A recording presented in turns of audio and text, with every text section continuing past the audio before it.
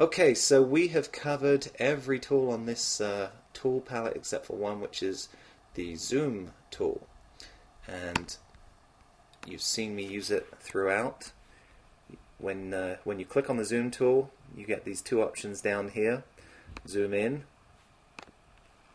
and zoom out.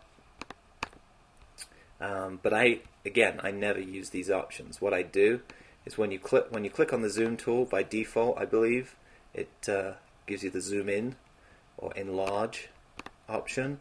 If you hold down the Alt or Option key on the Mac, I believe it's the Option key or Alt on the PC as well, it gives you the zoom out. So you can zoom in, zoom out, hand around. With those three keys, spacebar, Option, and you're clicking the mouse, you're able to navigate pretty quickly, around your workflow.